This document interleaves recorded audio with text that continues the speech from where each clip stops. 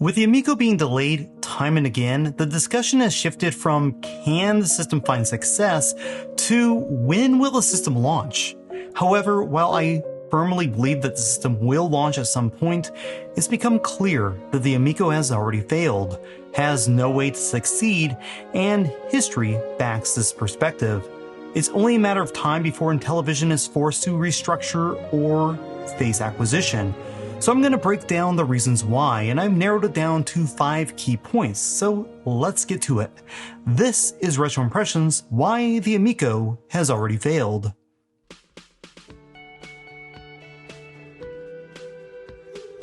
While the Amico has suffered from an identity crisis since its inception, one thing has remained clear. The system was designed with the express intention of being the Wii's indirect successor, with the hopes of recapturing that same success. A system that could offer everything the Wii did and then some.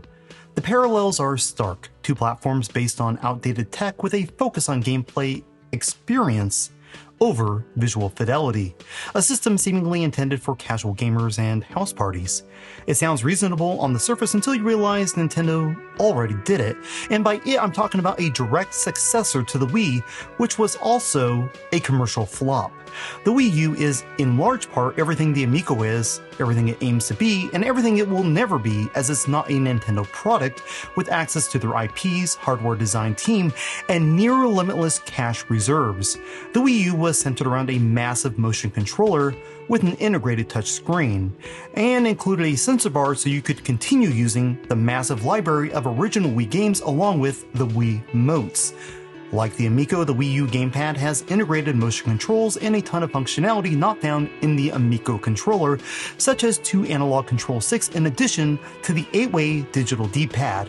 Whereas the Amico relies on a single questionable digital 64 directional disc and offers 0 analog support. Everything the Amico is attempting to do, Nintendo already did better. Yet people weren't buying the Wii U. Success, of course, is relative and sometimes measured by fulfillment of expectations and other times by profit alone. Still, when you consider that the Wii and Switch both outsold the Wii U by almost a factor of 10, I think it's a great indicator of what the market thought of the system's design, direction, and integrated screen controller. It certainly wasn't the games that caused people to shy away from the platform, considering the ones ported to the Switch have sold like hotcakes.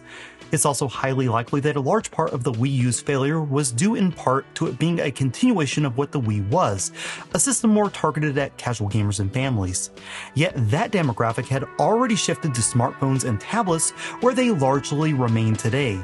When you consider that the Amico is in large part a less functional, more expensive clone of the Wii U, chasing an identical demographic while adding in a niche group of gamers who owned the original Intellivision 40 years ago, it's hard to see the Amico finding success where Nintendo couldn't, especially considering the lack of brand recognition and major game properties to help sell a system in what's now a much more competitive market.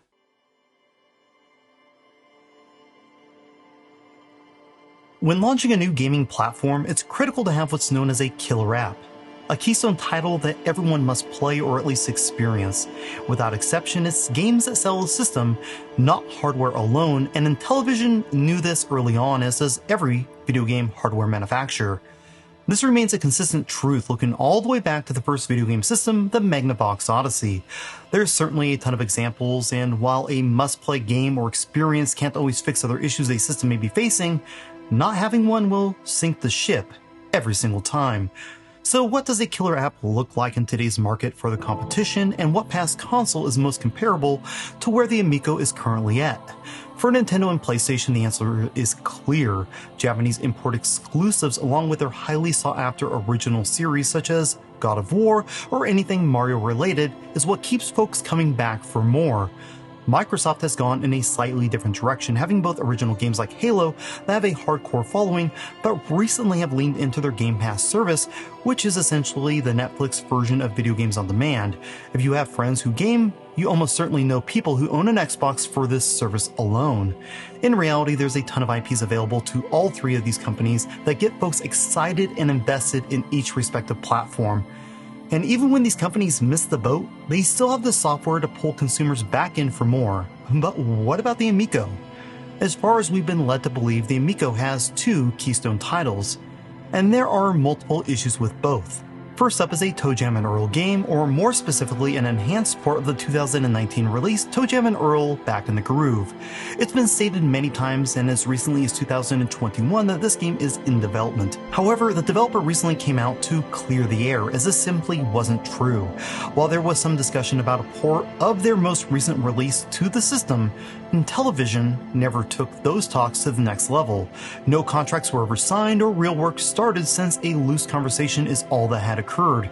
The development team shared more info about this, stating, "Working on porting Back in the Groove, I had a lot of ideas for updates and content that would definitely be exclusive to the Amico, just based on the unique hardware, the controller, lights on the console.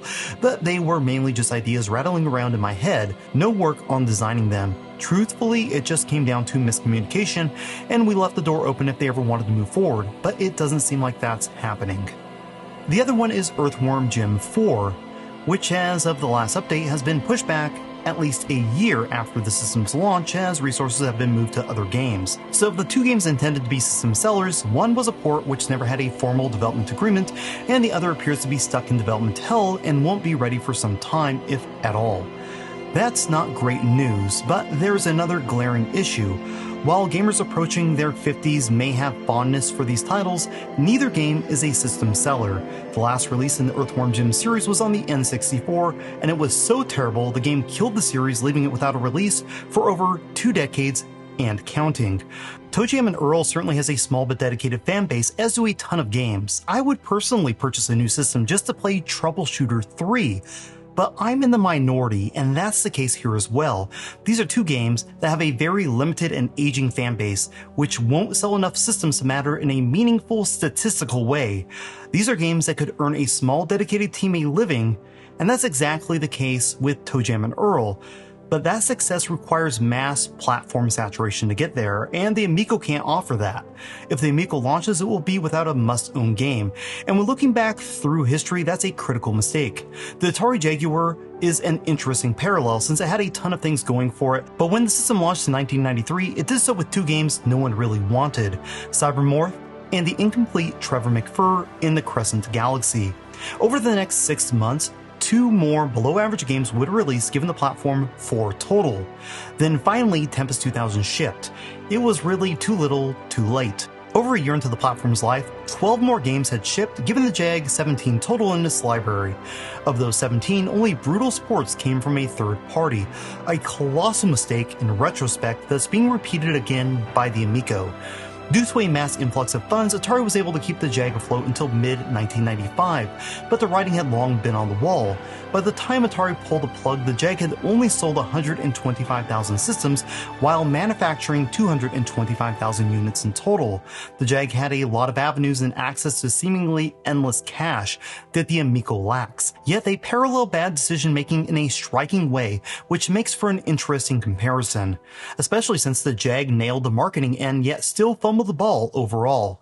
So what are the marquee titles that will launch for the system? A refresh of Fox and Force with a graphical update, and name change to Finnegan Fox. The original game received a lukewarm reception, with most of the praise given to the pixel artwork, something removed from this port. Other games such as Moon Patrol, Astro Smash, and Shark will mostly be known by folks who were alive in the 70s or actively gaming in the early 80s. Of all these, Moon Patrol is the game that may be best known, as it's the only game to receive updated releases beyond 1982. Yet even with Moon Patrol, the question remains, can it live up to the high expectations set by other recent releases, such as Vector Patrol on the Vectrex? Even if these games do, the demand for them isn't high enough to make a meaningful impact.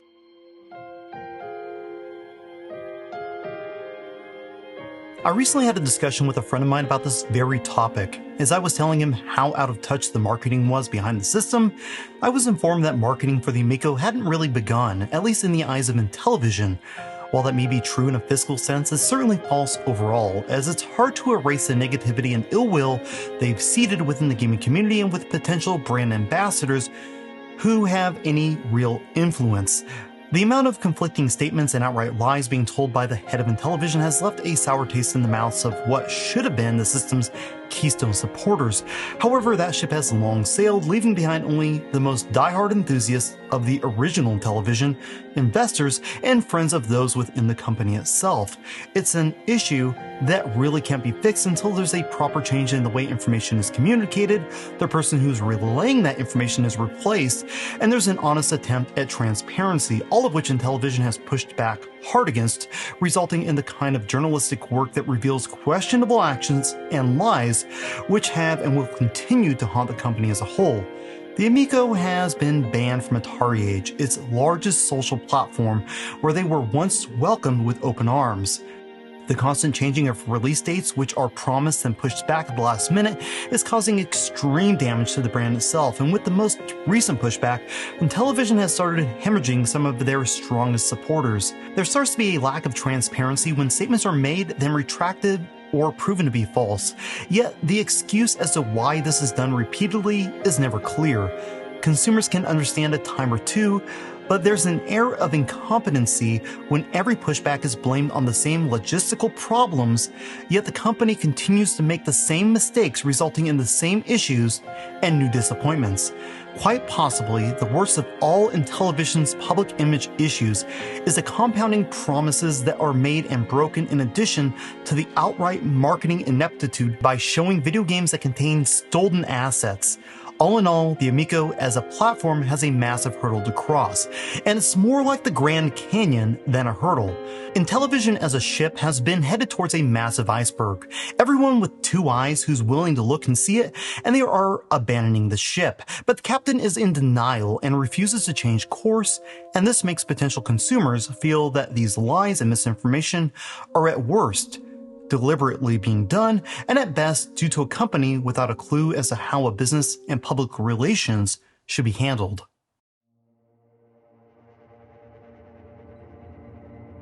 When it comes to Intellivision, there's a ton of questions without many answers. However, if we look at the entire picture, fragments start to come into focus. Looking all the way back to 2018, we can see Intellivision was actively raising funds, though it's unclear in some cases exactly who was targeted, how much came from grants, and how much came from investors as a total percentage of funds raised. While we don't know the entire picture, we know Intellivision has actively been raising money, and that's likely due to a shortfall of liquid capital. Of what we can see, $31.4 million has been raised from grants, more traditional investment rounds, and some more questionable public investment via crowdfunding type sites that promise returns to their investors, but only on sales within a specified time frame. Once that period ends, the investor no longer has a claim, regardless of if any profit was realized or not. That's because these shares are related to sales of the Amico itself and not Intellivision as a company. While Intellivision has used a few of these crowdfunding sites, we only have access to the numbers from Fig and Republic. I don't want to spend a ton of time here, as looking at numbers can get quite boring, but there's something very telling about a company's desperation, and that's revealed by looking deep into some of these agreements. The most telling of all is their agreement with Fig. In short, Intellivision has agreed to a perpetuity deal that's almost mind-boggling to consider. Here's the breakdown. For every game sold, Fig will receive 25% of the total revenue. For every game system sold direct to consumer, Fig receives 15% of the total revenue.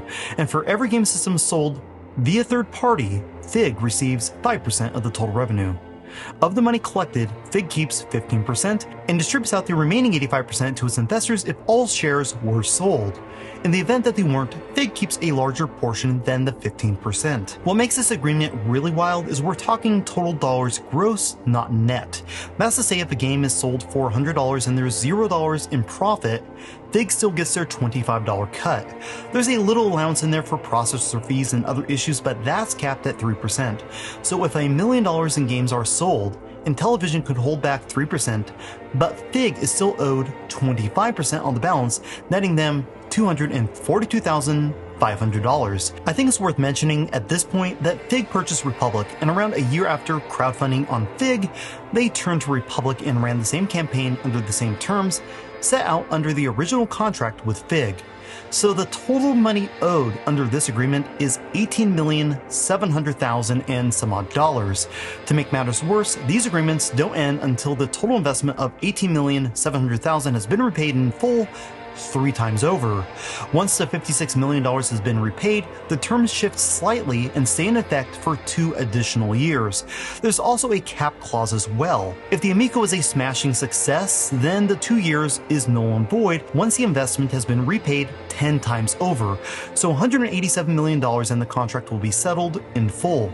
It's an agreement that screams desperation with massive risk and little hope of a full return, due in part to the way it's structured. And it's clearly structured like this because of the risk. Unless you believe this is the second coming of the original PlayStation in terms of sales, there's virtually zero way forward to sustain profitability. I think this gives an excellent insight as to why the system's price was likely raised from the initial $199 to its current $250 mark, and why the price of games also rose over what they originally promised. When you're splitting total revenue out without regard to profit or cost of operation, passing on these new costs to your consumers is the only thing you can do to not sink your ship. But will families be willing to pay this new premium for a system with essentially zero games? And can a company this upside down sell enough units to keep afloat? I think the answer here is crystal clear.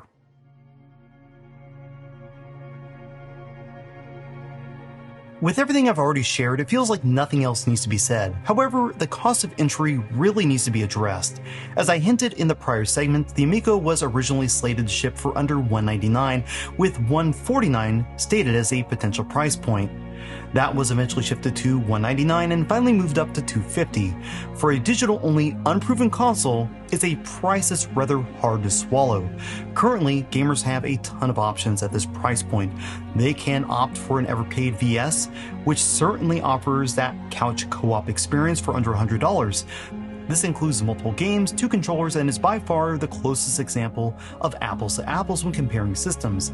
Outside of that, a digital-only Xbox Series S sells for $300 and offers tons of quality free-to-play games such as Unlisted.